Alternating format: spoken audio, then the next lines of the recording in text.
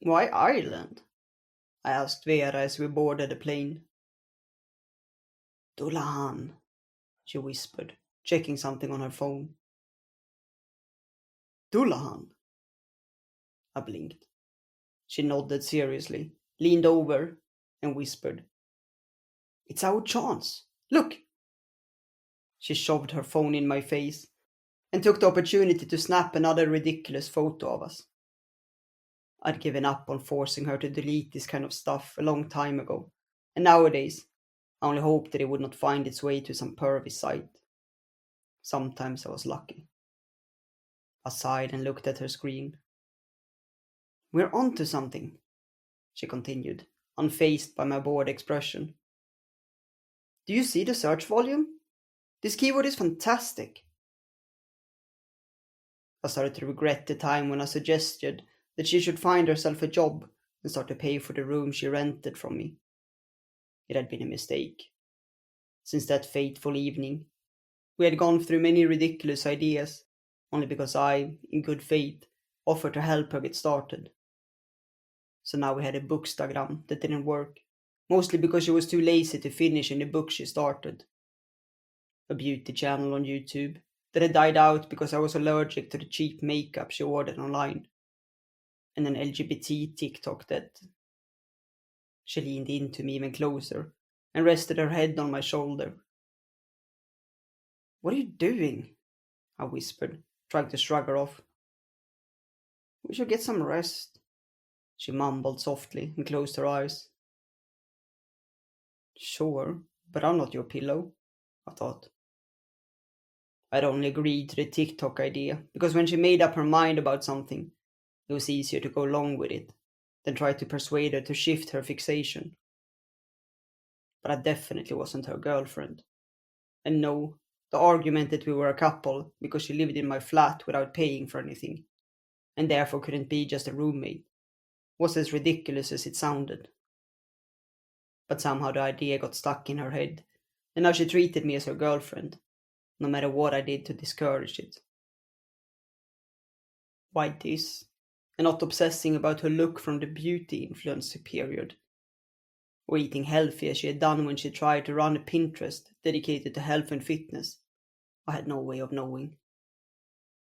So we now spent a big chunk of my savings to go to Ireland and become paranormal investigators, only because some keyword tool had shown that we could easily rank for Dullahan.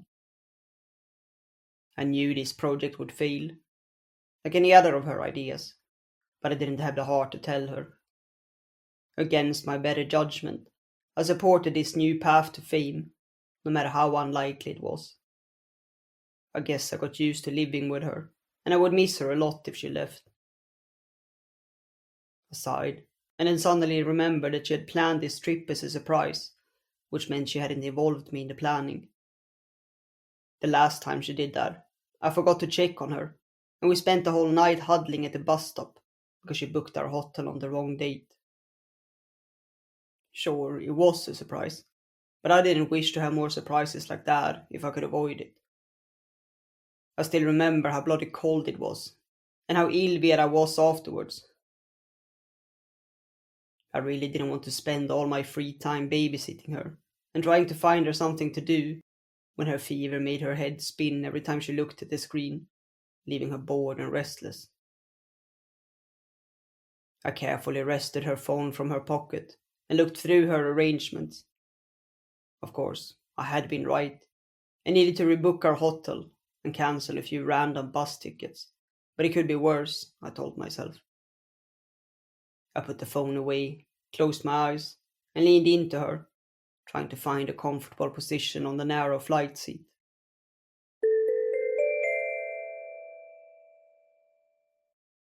I was confused. Even the airport in a small country like Ireland was huge, noisy, and without holding on to Freya's hand, I would get lost forever and never see daylight again, and probably die. But when she led us towards a different exit than the one that I had so carefully planned for, and even rehearsed taking countless times in my head, I felt lost. I wanted to ask her where we were going, but she looked so confident and self assured. that I didn't dare to question her. She was so cool and good at everything she did that I sometimes felt really jealous and wished that I could be like her. But I wasn't. I was useless at almost everything I did. When all the shops we passed on our way melted into one continuous flow of light that made me feel like we had activated a warp drive, I braced myself for any possible malfunction of the core. We exited the airport building, and I took a deep breath and looked at the grey, cloudy sky above us. It was raining, and I immediately regretted not having an umbrella. It would be so cute to walk with Freya, hand in hand under it, sheltering us from the rain. Then we could. Are you okay? She asked, looking at me concerned. I blushed and immediately looked down, pretending to admire the droplets of rain hitting the grey pavement, and trying not to think where this umbrella scene would lead. Shall we eat something? She wondered, and I looked at her, feeling even more confused than before. Our bus was supposed to leave soon, and we were far away from the terminal, but Freya looked so confident that I let her take us to the nearby cafe without a question. I really wished that this trip would work out. I had spent so much time planning it and researching all the things we could see and do on our way. I really wanted her to take it easy and relax. She always seemed so busy and serious about everything, so trying to make her happy was one of the very few things I could do for her.